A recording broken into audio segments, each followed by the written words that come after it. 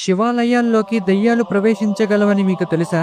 సాధారణంగా హిందూ మతం ప్రకారం దెయ్యాలు ఆలయంలోకి ప్రవేశించలేవు. ఎందుకంటే మన హిందూ దేవుళ్ళ ఆలయాలు నెగిటివ్ ఎనర్జీస్ ని, భూత ప్రేతాలను తరిమి కొట్టే స్వభావాన్ని కలిగి ఉంటాయి. కానీ శివాలయాల్లోకి మాత్రం అలా కాదు.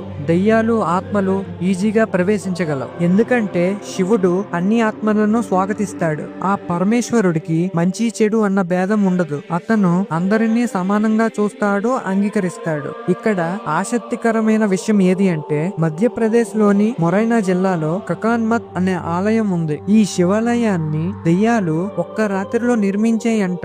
అవును, మీరు విన్నది నిజమే. శివుడు మీద అపారమైన భక్తితో దెయ్యాలు రాళ్లను మోసుకు వచ్చి ఒక్క రాత్రిలో నిర్మించేయంట. పరమేశ్వరుడు త్రినేత్రధారి, భక్తుల కష్టాలను పోగొట్టే దేవుడు. ఆయన ప్రేమ తనను ఆరాధించే వాళ్ళ పట్ల సర్వం తానే విస్తరిస్తుంది. ఈ గుణం